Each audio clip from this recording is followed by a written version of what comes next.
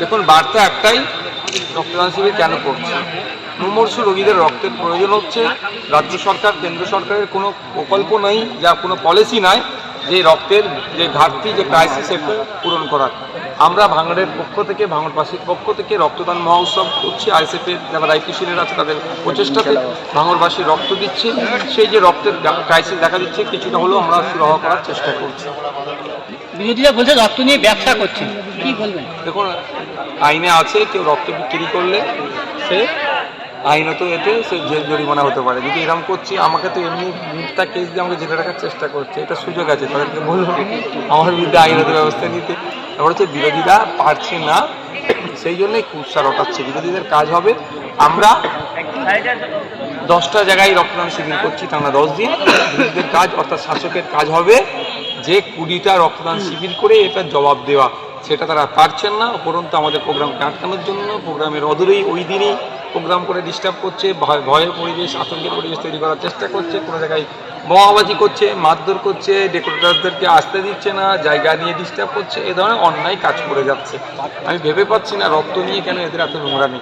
যখনই বিরোধীদের বর্তমান যারা ডিস্টার্ব করছে, তাদেরই যদি রক্তের কোনো সময় প্রয়োজন হয়, তারা কি গিয়ে ব্লাড ব্যাঙ্কে বলবে যে আমি তৃণমূল করি, আমাকে তৃণমূলের রক্তটা দাও, আইএসএফের রক্ত আমাকে দেবে না? এটা বলবে না, তারা কিন্তু রক্ত চেয়ে নেবে।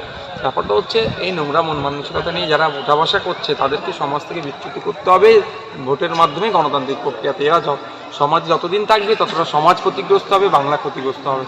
ভাঙড়ে বিভিন্ন জায়গাতে যেখানে রক্তদান শিবির হচ্ছে, তার আগের দিনকে ভয় দেখানো হচ্ছে মানুষদেরকে, বা যেখানে ওখানে করলে বিধায়ককে আনলে তাদেরকে পরে ব্যবস্থা। হ্যাঁ, এরকম ভয় দেখাচ্ছে, ওই জন্য ভয় অনেকে মানুষ আসতে পারছে না।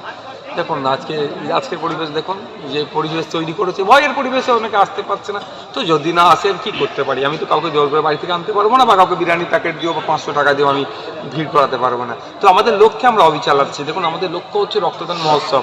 কতজন মানুষ আমার বক্তব্য শুনলো, তার থেকে বড় কথা কতজন এই ক্যাম্পে রক্ত দিল। অলরেডি দেখুন, আমি 10-15 মিনিট আগে বললাম, আপনারা শুনলেন, 104 জন মহিলা সহ 322 জন অলরেডি চলছে। আর গতকাল পর্যন্ত 788 জন 3টে ক্যাম্পে রক্ত দিয়েছে। সুতরাং আমরা আমাদের লক্ষ্যে অবিচল আছি, আমরা এগিয়ে যাচ্ছি। আমাদের লক্ষ্য এটাই যে ভাঙড়ের রক্তে দার্জিলিংয়ের মানুষের প্রাণ বাঁচুক, ভাঙড়ের রক্তে শিলিগুড়ির মানুষের প্রাণ বাঁচুক, ভাঙড়ের রক্তে আপনার জঙ্গলমহল থেকে শুরু করে সাগর পর্যন্ত মানুষের প্রাণ বাঁচুক, তারা উপকৃত হোক, ভাঙড়ের মানুষের সুনাম হোক। এই কাজে আমরা ব্রত আছি, আমরা এই কাজে এগিয়ে যাচ্ছি। জাউলগাছি অঞ্চলে কিছু মানুষদেরকে ভয় দেখানো হচ্ছে, যারা আইএসএফের সঙ্গে ঘুরবে তাদের কড়া ভাষায় হুমকি দিয়েছে যে তাদেরকে কিন্তু আইনি আপনাদের কর্মীরা বলছে আইনি পদক্ষেপ নেওয়া হবে, কিন্তু তাদেরকে বলছে ঘর বাড়ি ভাঙচুর করা হয়, যদি নওশাদ সিদ্দিকীর সাথে অনেক ভয় দেখাচ্ছে, অনেক এখন রক্তদান শিবির আছে ভাঙড় 1 নম্বর ব্লকে। হ্যাঁ আছে, অনেক অপচেষ্টা চালাচ্ছে। ভাঙড় 1 নম্বর ব্লকেও বেশি চেষ্টা হচ্ছে, 2 নম্বর ব্লকেও হচ্ছে।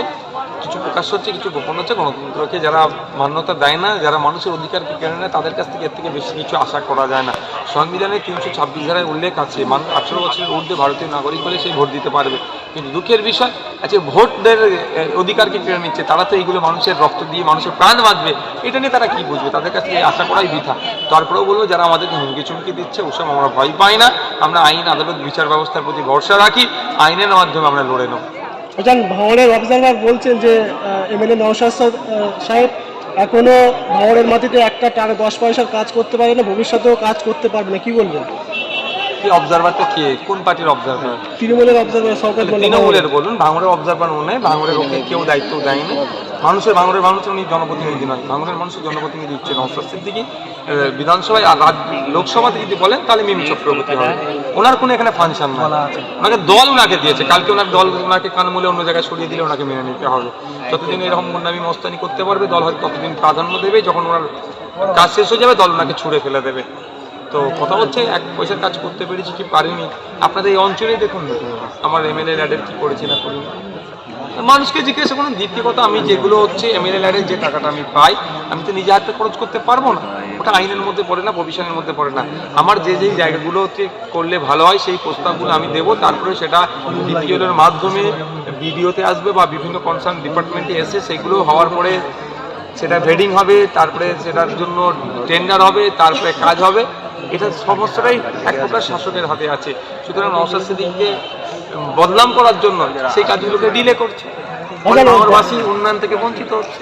এখন পৌরসভা থেকে আপনাকে পথ চলছে কুকুরের দল হিসেবে ইনডাইরেক্ট ভাবে ইঙ্গিত করেছে, কি বলবেন? দেখুন, কেউ যদি আমাকে কুকুর বলে তাকে আমি বড় কুকুর বলে এটা বলতে পারি না। দেখুন, কেউ যদি আমাকে খারাপ ভাষায় আক্রমণ করতে আমি সেই ভাষায় উত্তর দিতে পারি না। তবে একটা কথা বলবো, যার যেমন রুচি সে কথা বলবো।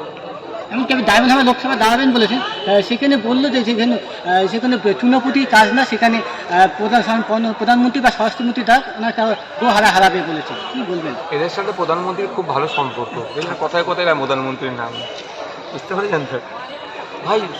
যদি নওশাদ সিদ্দিকী চুনিপুটি হয় তাদের ভাষায়, যদি নওশাদ সিদ্দিকী জানালে নওশাদ সিদ্দিকী জামানত জব্দ হয়ে যাবে, তাহলে কেন শব্দ খরচ করছে নওশাদ সিদ্দিকী নিয়ে? এটা প্রশ্ন করুন না তাদেরকে, যে নওশাদ সিদ্দিকী নামটা বলতে গেলে তো 2 সেকেন্ড টাইম লাগছে। এই 2 সেকেন্ডটা কেন খরচ করছেন? বারবার টিভি ডিবেটে বসে মাইকে এসে নওশাদ সিদ্দিকী ডায়মন্ড হারবার দাঁড়ালে জামানত জব্দ হয়ে যাবে। আসল আমি আপনাকে বলছি, নওশাদ সিদ্দিকী ডায়মন্ড হারবার দাঁড়ালে অভিষেক ব্যানার্জির জামানত জব্দ হবে। ওখানে মাইনরিটি, দলিত, আদিবাসী সহ যে ভোটটা আছে, অভিষেক ব্যানার্জিকে সবাই তার বিপক্ষে দেবে। ইভেন এটাও বলছে, অভিষেক ব্যানার্জির দলের এখন জান্নার নেই, যারা ঘুরছে তারাও আমার পক্ষে দেবে, অভিষেক ব্যানার্জির বিপক্ষে ভোট দেবে। অভিষেক ব্যানার্জি তো মমতা ব্যানার্জির ছত্র ছায় তার রাজনীতিতে এসেছে, মমতা ব্যানার্জির ছবি দেখিয়ে সে রাজনীতিতে এসেছে। সে কি গ্রাসরুট লেভেলে রাজনীতি করেছে না ছাত্র রাজনীতি করেছে? কোন রাজনীতির সাথে তিনি যুক্ত? তিনি মাটি বোঝেন? তিনার জামানত জব্দ হবে।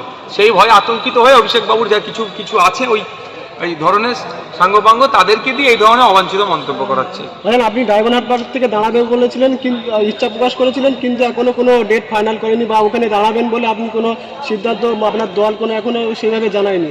আপনি কি বলবেন, ওইখানে কি আপনি দাঁড়াবেন? ভোটটা আসতে অনেক বাকি, নমিনেশন এখনো শুরু হয়নি, ভোটের নোটিফিকেশন আসেনি, ধৈর্য ধরুন না, এইটা সবে শুরু, সামনে থেকে কোনো গুরু। আগামী